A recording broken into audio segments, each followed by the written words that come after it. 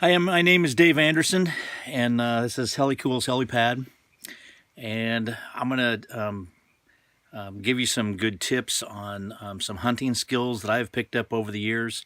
And I've got a lot of rabbits out where I live, and over the years, I check the health of the population because I'm putting that food in my body. I'm eating the rabbits, and I'm putting the food into my body with, I'm putting the food into my family's bodies, and I want to make sure that the health of the critters are in good shape before we do that. And over the years, I've taken, when you're getting an animal, they always leave, especially rabbits, they always leave a little bit of morsels in their intestines. Some of them that are just about ready to come out. And I'll show you some techniques on what to do to check on the health of that population. Some of you might think that it's a pretty disgusting kind of thing, but it really is not, and it's worldwide known. Folks in Arabic nations, they actually use some of the morsels that come out of a camel for stomach digestion issues. So over time, I have developed some skills that I think would be very helpful to you, and I'm going to share those with you. Now, if you look down, you can see that the rabbits have been using this area quite extensively, at least one or more of them for a bathroom. We're not going to go here because what they've done here also is urinated on it, and I think the urine actually covers up some of the intricacy flavors, putting too much salt in it, and so we're going to go where there's a little bit less scat being left around, but still enough to perform our test by. Now, I've been noticing that the critters, they love this grass that's in here because, well, it's kind of tall, it's kind of spindly, hasn't been mowed, and it's new. A lot of sweetness in that grass, and they've been leaving some of their droplets out on these pavers. So I'm just going to look for, well, there's a couple, but they're quite a bit older. What I'm looking for is a fresher one, and that looks like a fresh one right there. So I'll take this and just pop it in, and you think it's kind of disgusting, but it's like I said, it's been all over the world. They do this, so I'm going to go ahead and do it too.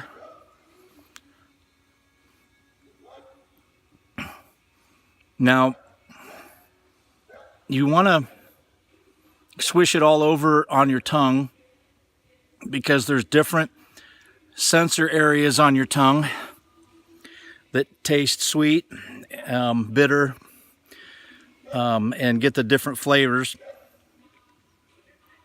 What you might notice is a little bit of granularization, and that has something to do with health, as well as the smooth and the hair content that's in it. That one has a kind of a woody flavor, maybe a little bit of a nutty flavor. I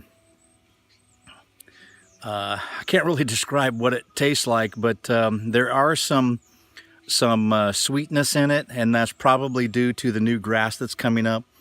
And so I think that I've probably got a pretty good population here. I'll go ahead and try a couple more to see if there's any differences in the texture.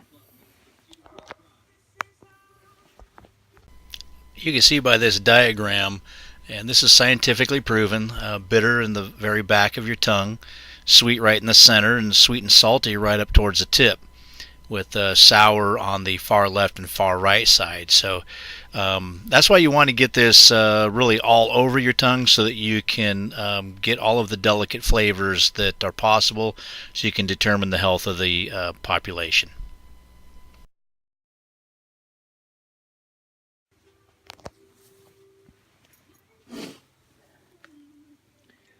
So hunting some more. That's another old one.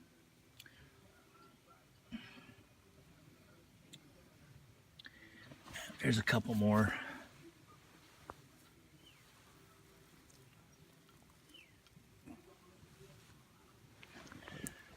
Okay.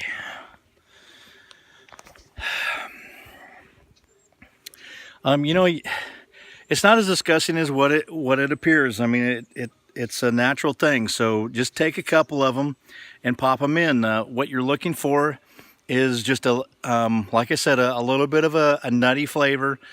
That it's not too granulated. It's somewhat smooth, and there's just a very hint of sweetness in it. And you'll find out it's not really as bad as what you think. Now, I wouldn't do this for anything that is maybe eating meat, like a bear. You don't want to do that with any meat eater, but anything that is eating grasses or vegetables, that kind of thing, it's okay. It's okay to do this. So here we go.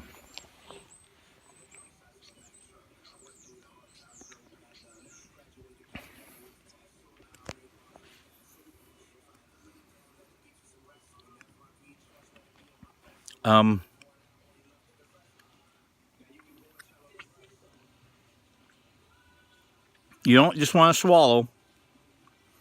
You want to get it all over your tongue.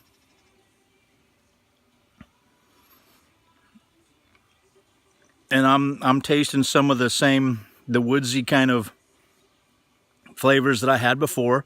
It may have even been the same rabbit, because they do travel along the same paths here sometimes. But there is some sweet in that, so I would think that my population out here is pretty darn healthy. They're eating. There's plenty of stuff to eat, plenty of good and decent grass, and it doesn't seem like they're stressed. I've been in areas where there was coyotes and there was high stress, and you get a bitter flavor with that high stress. And you know, I've seen animals with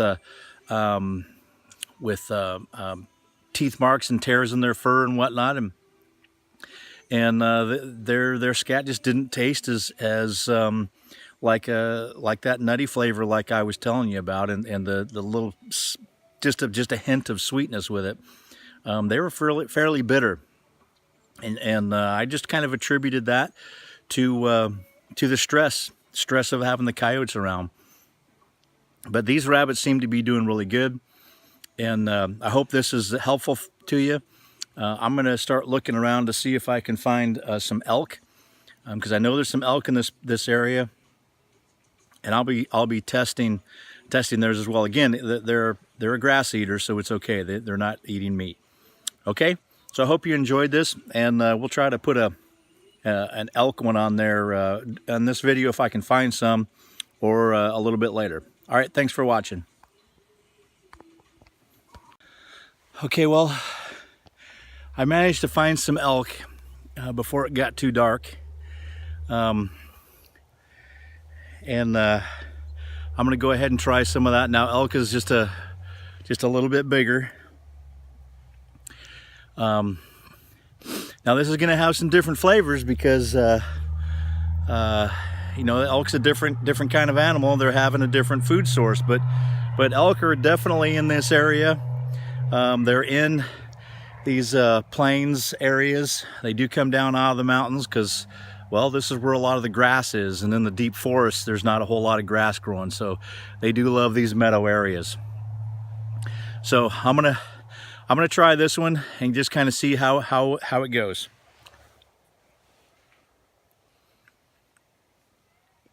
Oh. That's hoof rot. So that one's not so good. Very bitter. That's definitely hoof rot, and you know, Washington State here, there's a big problem with hoof rot with the elk population. That was pretty disgusting, and I could tell that that animal's probably in some pretty bad shape. So, yeah, you know, it's good that you know, that you find that kind of stuff. So, you know, you don't put that on the table. Shoot it, and you know, you come up to it and you find out that it's got hoof rot. It's not good. Most of the time they'll just they won't let you. Oh man, they don't require you to tag the animal. You can go ahead and harvest another one, but shoot, they're becoming so infrequent around here. Some people go ahead and tag it anyway and bring it home to the dinner table, which I wouldn't recommend that. Anyway, I hope this has been educational for you, and I look forward to more videos at a different time. Thanks for watching.